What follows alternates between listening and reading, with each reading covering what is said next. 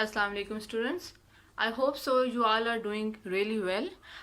Today's our lecture is that we want to find charge on an electron.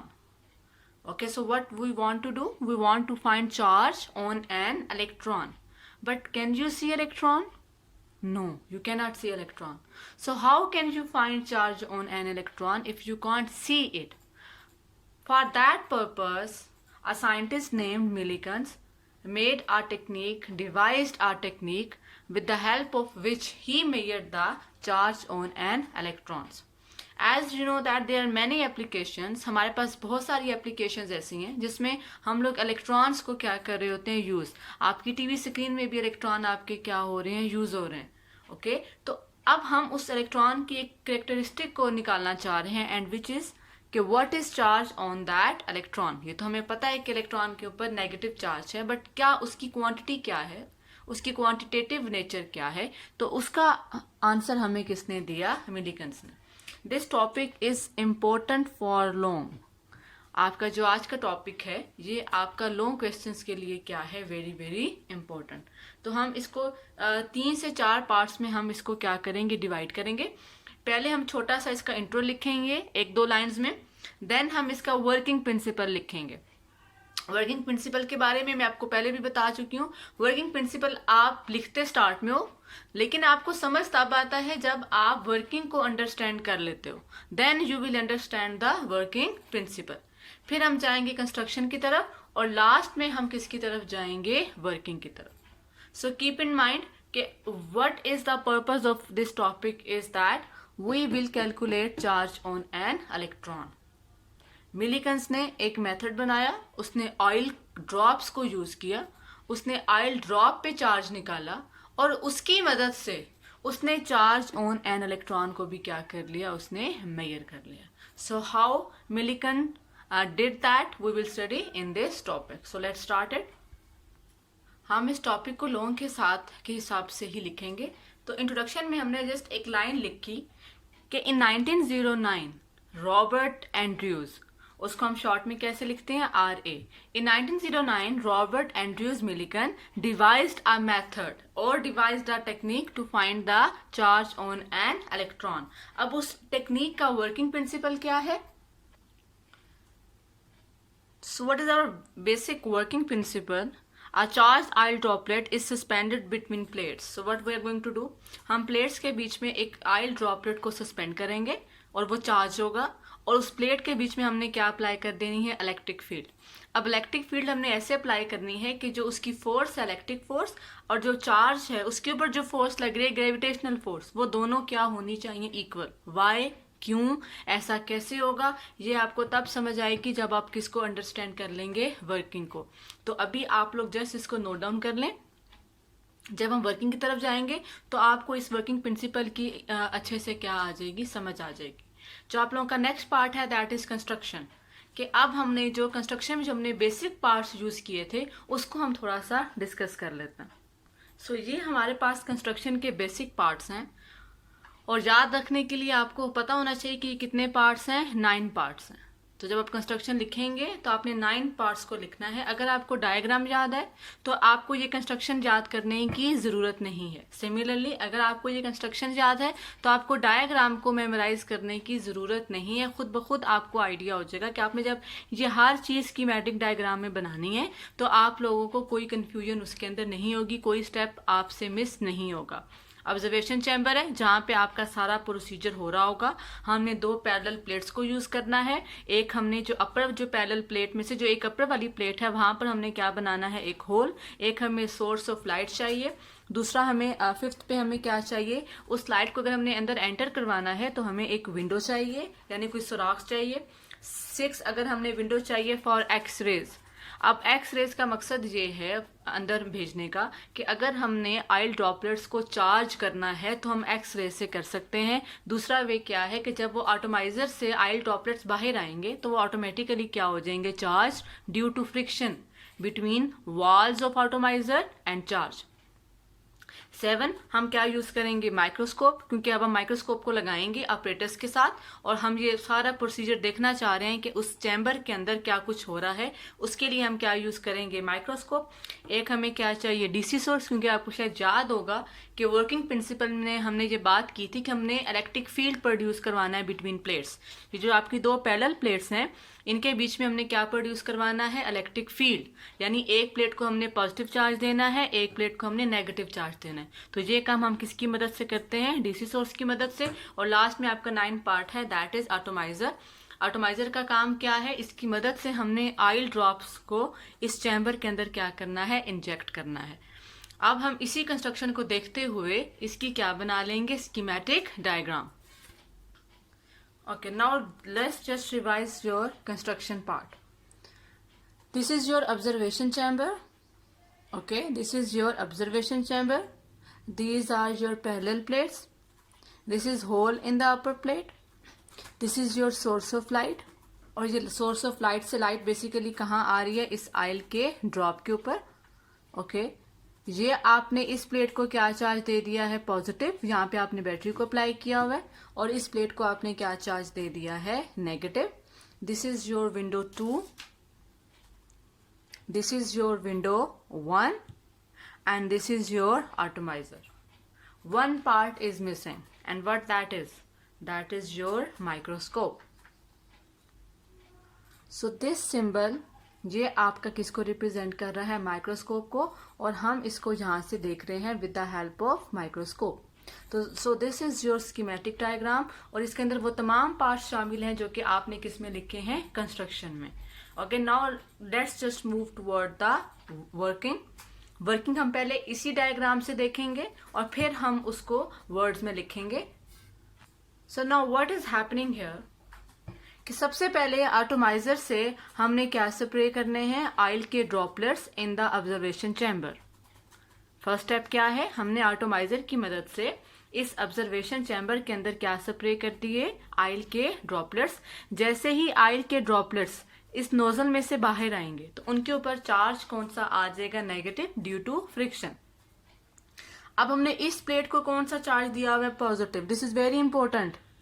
अगर आप इस plate को negative charge दे देंगे तो ये नेगेटिवली ऑयल ड्रॉपलेट्स, और यहाँ पे अगर नेगेटिव प्लेट है तो वो तो रिपल्शन हो जाएगी, वो कभी भी इस होल में से ऑयल के ड्रॉप्स नहीं गुजरेंगे। तो हमने इस प्लेट को क्या चार्ज दिया हुआ है, पॉजिटिव, ताकि आपके कुछ ऑयल के ड्रॉप्स अट्रैक्ट जब हो रहे हैं इस प्लेट की तरफ तो वो यहाँ से इस होल में से गुजर कर कहाँ आ जाएं, बिटवीन द प्लेट्स। जैसे ही वो बिटवीन द प्लेट्स आ रहे हैं,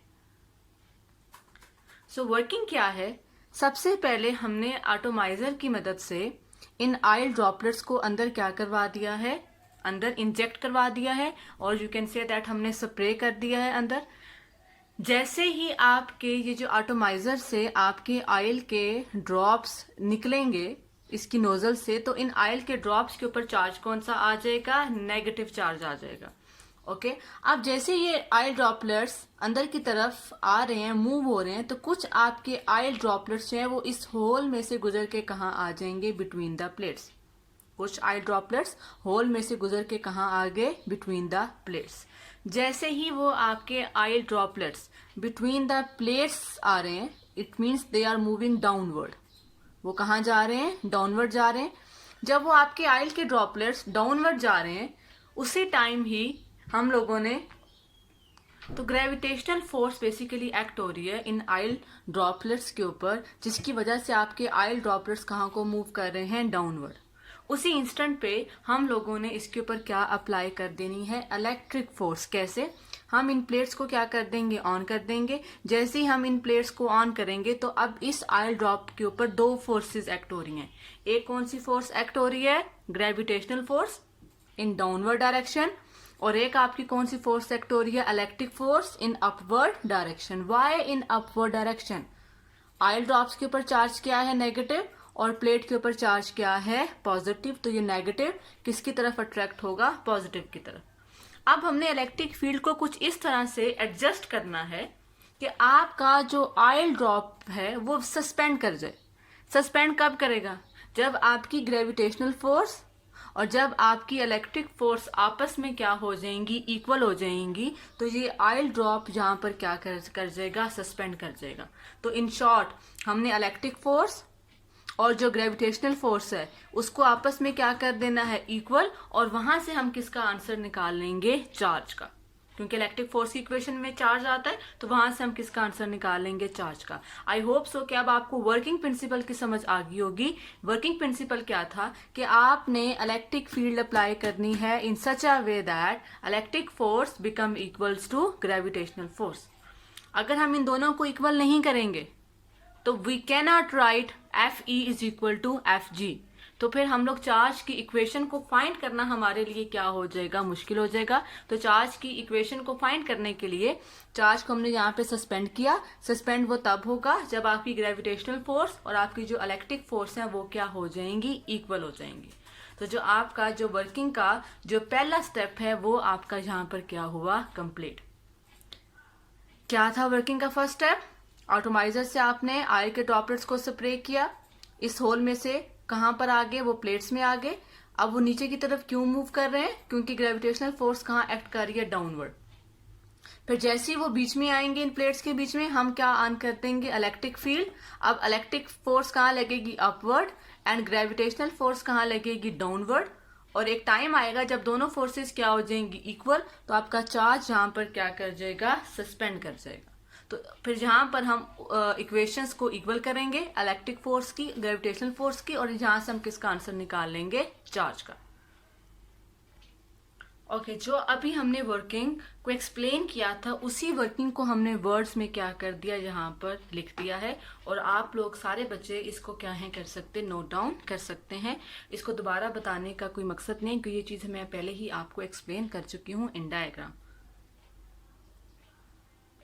यहाँ पे जो आपकी वर्किंग एंड वहां तक हो रही है कि आपके ऑयल के ड्रॉप्स के ऊपर चार्ज क्या आ गया है, नेगेटिव। ओके, सो जो वर्किंग का नेक्स्ट पार्ट है वो देखते हैं। So what happened after that, some of the oil droplet passes through the hole, और फिर हम लोग को क्या अप्लाई करेंगे, इलेक्ट्रिक फील्ड। और इलेक्ट्रिक फील्ड को हम ऐसे एडजस्ट करेंगे कि दोनों फोर्सेस, ग्रेविटेशनल फोर्स और इलेक्ट्रिक फोर्स क्या हो जाएंगी, इक्वल, और आपका जो चार्ज है वो क्या हो जाएगा, सस्पेंड हो जाएगा बिटवीन द प्लेट्स। तो अब हम अप्लाई करते हैं अपना first mathematical expression to find the charge on an electron, which is basically charge on an oil droplet. पहले हम चार्ज किसके ऊपर निकालेंगे, ऑयल ड्रॉपलेट के ऊपर, और बाद में हम उसकी कैलकुलेशन से, उसकी एक्सप्लेनेशन से हम चार्ज ऑन इलेक्ट्रॉन को भी फाइंड आउट कर लेंगे। अब हमें पता है जो हम लोग पीछे वर्किंग में लिख कर आ रहे हैं, as electric force is equal to gravitational force। Okay, अभी जो आपका सिनेरियो है उसमें आपने चार्ज को सस्पेंड किया हुआ है। इट मीन्स इलेक्ट्रिक फोर्स और ग्रेविटेशनल फोर्सेस क्या हैं, इक्वल।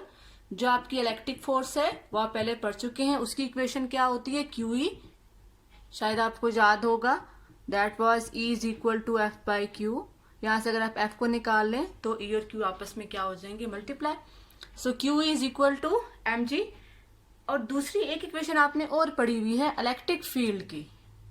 ओके, इलेक्ट्रिक फील्ड की आपने एक इक्वेशन पढ़ी थी, that was relation between electric field and potential. उसकी इक्वेशन आप लोगों ने क्या पढ़ी थी, E is equal to V by D. Okay, तो आप इन दोनों इक्वेशंस को यहाँ पर क्या कर देंगे, यूज कर देंगे। E is equal to what, V by D, और is equal to what, mg, where V is potential। Okay, जो आपने बैटरी अप्लाई की थी पॉजिटिव नेगेटिव प्लेट्स को पॉजिटिव और नेगेटिव पोटेंशियल देने के लिए, that is basically what your potential. अब यहाँ से अगर मैं Q को सेपरेट कर लूं तो D वहां जाकर क्या हो जाएगा, मल्टीप्लाई, और पोटेंशियल नीचे जाकर क्या हो जाएगा, डिवाइड। सो मैंने ऑयल ड्रॉपलेट पे जो चार्ज था उसका मैंने क्या निकाल लिया, एक्सप्रेशन, और मेरे पास एक्सप्रेशन क्या आया, mg/d by v, where m is mass of oil droplet, d is what, distance between the plates, जो आपकी प्लेट्स थी उनके बीच में डिस्टेंस कितना है, और v क्या है जो कि आपने पोटेंशियल अप्लाई किया था प्लेट्स के बीच में, दैट इज v। g की value we know that is 9.8, D distance between the plates, हमने कंस्ट्रक्शन खुद की है तो हमें प्लेट्स के बीच में डिस्टेंस पता होगा। वी इज पोटेंशियल, हम बैटरी का पोटेंशियल खुद लगा रहे हैं तो हमें उसका भी आइडिया होगा। लेकिन हमें जिस चीज के बारे में आइडिया नहीं है कि इस आइल ड्रॉप का मैस कितना, that is very very tiny oil droplet, हमें इसका जो मैस है उसके बारे में कोई आइडिया नहीं है। सो अगर हमने चार्ज को कैलकुलेट करना है तो पहले हमें क्या पता होना चाहिए कि उस आइल ड्रॉप का मैस कितना है। सो हमारी जो नेक्स्ट कैलकुलेशन होगी वो बेसिकली किसके लिए होगी, वो होगी इस आइल ड्रॉपलेट के मैस को मेजर करने के लिए। So what would be our next heading, that would be calculation for mass. अब मैस को मेजर करने के लिए हमने क्या स्टेप किया, चार्ज को मेजर करने के लिए हमने इलेक्ट्रिक फोर्स अप्लाई की थी, इलेक्ट्रिक फील्ड अप्लाई की थी। मैस को मेजर करने के लिए अब हम इलेक्ट्रिक फील्ड को क्या करेंगे, ऑफ कर देंगे, तो ऑब्वियसली चार्ज किधर आना शुरू हो जाएगा, डाउनवर्ड। आप चैप्टर नंबर 6 में पढ़ चुके हैं फर्स्ट ईयर में कि जैसे ही आपका जो ऑयल के ड्रॉप्स हैं या पानी के कतरे हैं जब वो डाउनवर्ड मूव करते हैं तो उनके एक कुछ टाइम के बाद उनके ऊपर जो ड्रैग फोर्स है और जो ग्रेविटेशनल फोर्स है वो क्या हो जाती है, इक्वल। और जो चार्ज और जो आपके पानी के कतरे हैं या जो ऑयल के ड्रॉप्स हैं उनकी वेलोसिटी क्या हो जाती है, कांस्टेंट। और उस वेलोसिटी को हमने एक नाम दिया था and that name was terminal velocity. अगर आपको 6 चैप्टर याद हो तो उसमें आपने ये कंसेप्ट पढ़ा था कि जब एक कतरा नीचे की तरफ मूव कर रहा होता है तो उसके ऊपर दो फोर्सेस एक्ट कर रही होती हैं, एक एयर की फ्रिक्शन फोर्स जिसको आप ड्रैग फोर्स कहते हो और एक आपकी ग्रेविटेशनल फोर्स जिसको आप ग्रेविटेशनल फोर्स कहते हो। ओके, तो अब जब कतरा नीचे आ रहा होता है तो वो दोनों फोर्सेस उसके ऊपर एक्ट हो रही होती हैं। कुछ टाइम के बाद ये दोनों फोर्सेस क्या हो जाती हैं, इक्वल। और जब वो इक्वल हो जाती हैं तो हमने ये कहा था कि फिर उन ड्रॉप्स की वेलोसिटी क्या हो जाती है, कांस्टेंट। और उस कांस्टेंट वेलोसिटी को आपने क्या नाम दिया था, टर्मिनल वेलोसिटी। उसी चीज को मैंने इक्वेशंस की फॉर्म में लिख दिया। यहां से मैंने मैस को क्या कर दिया, सेपरेट डिवाइडेड बाय जी। सो अगर मैंने चार्ज को निकालना है तो मुझे मैस मालूम नहीं है। अब मैंने किसका एक्सप्रेशन निकाल लिया, मैस का। नाउ लेट्स सी कौन से फैक्टर्स आपको पता है और कौन से फैक्टर्स आपको नहीं पता। 6 आपको पता है, पाई आपको पता है, कोफिशिएंट ऑफ विस्कोसिटी आपको पता है, जी आपको पता है। 2 चीजें आपको नहीं पता, एक उस ऑयल ड्रॉप का रेडियस कितना है, दूसरा उस ऑयल ड्रॉप की टर्मिनल वेलोसिटी कितनी है। अगर हमें ये दोनों चीजें मिल जाएं तो हमें मैस मिल जाएगा। अगर हमें मैस मिल गया तो हमें क्या मिल जाएगा, charge. So keep that clear in your mind. Charge को निकालना था, we didn't knew the mass. Mass को निकालने गए, we didn't knew the radius and terminal velocity. So our next step would be, पहले हम क्या निकालेंगे, टर्मिनल वेलोसिटी, फिर हम क्या निकालेंगे, रेडियस, फिर हम क्या निकालेंगे, मैस, और फिर हम क्या निकालेंगे, चार्ज। तो इसकी कैलकुलेशंस थोड़ी सी लेंथी हैं, ये इसीलिए पेपर में लोगों के लिए क्या है, important. So our next heading would be calculation for terminal velocity. अब टर्मिनल वेलोसिटी के लिए हमारे पास जो इक्वेशन है that is S is equal to VT। यहाँ से अगर हम V को सेपरेट कर लें तो आपका S और T जो होंगे वो डिवाइड हो जाएंगे, तो हमारे पास किसका आंसर आ जाएगा, टर्मिनल वेलोसिटी का। Now what is S and what is T? S is distance traveled by oil droplet and T is in what time? You are seeing this whole thing with the help of microscope. So you can measure the distance traveled by oil droplet. Okay, it should be the distance between the plates. Right? वो जो plates थी आपकी positive and negative, that distance is basically what? S या D भी हम इसको कहते हैं। And T is what? कितने टाइम में ऑयल ड्रॉपलेट ने ये डिस्टेंस कवर किया है। With the help of stopwatch you can measure that time also. It means आपको VT पता चल चुका है। अब आपने किसका आंसर निकालना है, रेडियस का। तो हमारी जो नेक्स्ट हेडिंग है that would B radius. That charge equation was equation number 1, this mass equation is equation number 2 and this terminal velocity equation is equation number 3. So our next heading would be calculation for radius. अब हमें कोई method दिखाई नहीं दे रहा कि जिससे हम इस R को क्या कर सकें, मेजर कर सकें। उसके लिए हम एक टेक्निक लगाएंगे और उस आर को क्या कर लेंगे मेयर, कैसे, वो टेक्निक क्या है। हमें पता है कि आपका आयल ड्रॉपलेट है, उसकी कोई ना कोई क्या होगी, डेंसिटी होगी। So what I will write, let rho be the density of oil drops. Okay, आपकी रो क्या होगी, डेंसिटी, और डेंसिटी की इक्वेशन आपको पता है मास per unit volume. Okay, let's say मैं इस वॉल्यूम को ऐसे लिख देती हूँ ताकि पोटेंशियल और वॉल्यूम में कंफ्यूजन ना हो। वॉल्यूम कितना होता है आयल ड्रॉप का, आयल ड्रॉप स्फेरिकल शेप का है, तो आपका स्फेरिकल शेप का वॉल्यूम कितना होता है, 4/3 पाई आर क्यूब। ओके, आपका आयल ड्रॉपलेट किस शेप का है, स्फेरिकल शेप का है, तो आपका उसके लिए जो वॉल्यूम होगा वो कितना होगा, 4/3 पाई आर क्यूब। अब मेरी टेक्निक क्या है, क्योंकि रेडियस को तो मैं मेयर नहीं कर सकती, तो कैसे, अगर मैं यहां से रेडियस को मेयर करना चाहूं तो मुझे मैथ नहीं पता। Okay, so what I will do that कि जहां से मैं मैथ्स को क्या कर लेती हूँ सेपरेट, कैसे, मैथ्स को मैंने इधर ही रखा, ये फैक्टर वहां जाकर क्या हो जाएगा, multiply, just like that, rho 4/3 pi r cube multiply हो गया।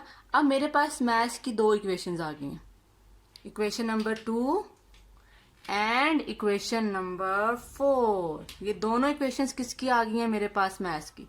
अगर मैं इन दोनों को कंपेयर करूं तो मैथ्स से मैथ्स क्या हो जाएगा, कैंसल, आर से एक आर क्या हो जाएगा, कैंसल, और जहां से फिर मैं किसका आंसर निकाल लूंगी, रेडियस का। किसका आंसर निकालूंगी, रेडियस का, और फिर मैं इस रेडियस के आंसर को वापस जहां पुट करूंगी तो किसका आंसर निकाल लूंगी, मैथ्स का। फिर से बात को सुन लें, लिसन इट केयरफुली। मैंने रेडियस का आंसर निकालना है, लेकिन इस इक्वेशन से मैं नहीं निकाल पाती क्योंकि मुझे मैथ्स नहीं पता। Okay, so what I did, मेरे पास मैथ्स की एक इक्वेशन पहले भी है, इक्वेशन नंबर 2, और एक इक्वेशन मेरे पास मैथ्स की ये वाली इक्वेशन नंबर 4। अगर मैं दोनों को कंपेयर करूं तो मैथ्स से मैथ्स क्या हो जाएगा, कैंसल। तो मैं जब कंपेयर करूंगी तो इन दोनों की जो लेफ्ट हैंड साइड्स हैं वो क्या हो जाएंगी, इक्वल, और जहां से फिर मैं किसका आंसर निकाल लूंगी, रेडियस का। किसका आंसर निकाल लूंगी, रेडियस का। उसको मैं वापस कहाँ पुट करूंगी, जहां पर, और वीटी मुझे जहां से पता है, तो मैंने किसका आंसर निकाल लिया, मैथ्स का। और फिर इस मैथ्स को मैं इक्वेशन नंबर 1 में पुट करूंगी, चार्ज वाली, तो मेरे पास किसका आंसर आ जाएगा, चार्ज का। हम ये इतना लंबा सॉल्व नहीं करेंगे, हम सिर्फ रेडियस का आंसर निकालेंगे, बाकी हम वर्ड्स में लिखेंगे कि उसको हमने इक्वेशन नंबर 2 में पुट किया और फिर हमने इसको इक्वेशन नंबर 1 में पुट किया, हम जस्ट वर्ड्स में लिखेंगे उसको। अंडरस्टैंड, तो let's start it with here comparing equation 2 and equation 4। अगर राइट हैंड साइड सेम है तो लेफ्ट हैंड साइड्स भी आपकी क्या हो जाएंगी, सेम हो जाएंगी। इनको हम क्या कर देंगे, इक्वल कर देंगे। So now what I am going to do, comparing, आप इसको कंपेयर करेंगे इक्वेशन 2 एंड 4। जब आप इन दोनों को कंपेयर करेंगे, राइट हैंड साइड सेम है, तो फिर आपकी जो लेफ्ट हैंड साइड्स हैं वो भी आपकी क्या हो जाएंगी, सेम।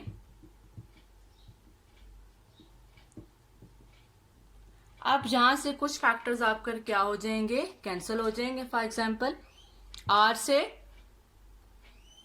ये आर और ये आर क्यूब है, ओके, एक आर इस आर से कैंसिल हो जाएगा, तो ये क्या बन जाएगा, आर स्क्वायर, पहली चीज। दूसरी चीज, this pi will be cancelled from this pi, 2 2s are 4 and 2 3s are 6। तो मेरे पास जो इक्वेशन बनी वो क्या बनी, 3 eta vt divided by g is equal to rho 2/3 and r का स्क्वायर। मैंने r के स्क्वायर को क्या कर लिया, separate. This 3 would multiply there, answer would be 9 eta vt, और ये 2 कहाँ आ जाएगा, नीचे, ये रो भी कहाँ आ जाएगा, नीचे। तो आपकी इक्वेशन क्या बन गई, 2 रो जी। अगेन इसको देख लें, ये आर स्क्वायर आपका इधर ही रहा, ये 3 वहां जाकर क्या हो गया, मल्टीप्लाई, और ये 2 रो नीचे जाकर क्या हो गया, आपका डिवाइड हो गया। तो आपके पास आर स्क्वायर का क्या आ गया आंसर। बट हमें किसका आंसर चाहिए था, आर का। So what we did, taking square root on both side. हमने दोनों साइड पे क्या ले लिया? Square, taking square root on both sides. हमने दोनों साइड पे स्क्वायर रूट ले लिया, तो यहाँ पे क्या बन गया? 9 ईटा वी टी बाई रो जी 9/2। इसके ऊपर भी स्क्वायर रूट, और इसका स्क्वायर और स्क्वायर रूट क्या हो जाएगा? कैंसल। तो हमारे पास फाइनली रेडियस का क्या आ गया एक्सप्रेशन? रेडियस का एक्सप्रेशन आ गया। वीटी आपको पहले ही पता है। आप इन दोनों को यहाँ पे पुट करके किसका आंसर निकाल लेंगे? मैथ्स का। This is your equation number 5. So what I am going to write? Use equation 3 equation कौन सी थी? आपके पास नोट्स में लिखा हुआ होगा, वीटी वाली। और इक्वेशन 5 कौन सी है? रेडियस वाली। इसको हम कहाँ यूज करेंगे? इक्वेशन नंबर 2 में। तो आपके पास क्या आ जाएगा? Maths. So what we did? Use equation 3 and 5 in equation 2। Equation 2 कौन सी वाली थी? मैथ्स वाली थी। तो हमारे पास क्या आ जाएगा? मैथ्स। उस मैथ्स को फिर हम कहाँ यूज करेंगे? In equation 1। इक्वेशन 1 कौन सी थी? आपकी चार्ज वाली। नोट्स में आपके पास सारा लिखा हुआ है। इक्वेशन 1 कौन सी आई आपके पास? चार्ज वाली। और फिर हमें क्या मिल गया? Charge on oil drop. But कहानी जहां खत्म नहीं हुई, अनफॉर्चुनेटली। क्यों खत्म नहीं हुई? ये तो आपने आइल ड्रॉप के ऊपर चार्ज निकाला है। हमारा टॉपिक क्या है? Charge on an electron. हमने किसके ऊपर चार्ज निकालना था? इलेक्ट्रॉन के ऊपर। अब मिलीकन ने क्या ऑब्जर्व किया कि जितने भी आपके आइल ड्रॉपलेट्स थे, उनके ऊपर जो चार्ज था वो किसका मल्टीपल था? What Millikan observe? Millikan observe that कि जो आपने जितने भी आइल के ड्रॉप्स थे, उनके ऊपर जो चार्ज था वो मल्टीपल था 1.6 इंटू 10⁻⁻19 कूलम के। किसका मल्टीपल था? 1.6 इंटू 10⁻⁻19 कूलम के। तो इसका मतलब है ये वाला चार्ज आपका कौन सा चार्ज है? लीस्ट चार्ज है। और यही बेसिकली आपका क्या था? Charge on an electron. क्योंकि जितने भी उसने ये एक्सपेरिमेंट डिफरेंट आइल ड्रॉप्स के मैसेज के साथ किया, और उसने क्या देखा कि सारे आइल ड्रॉपलेट्स के ऊपर जो चार्ज था वो इसका मल्टीपल था। इसका मतलब है ये कौन सी वैल्यू थी? Least value. और यही फिर बेसिकली क्या है? Charge on an electron.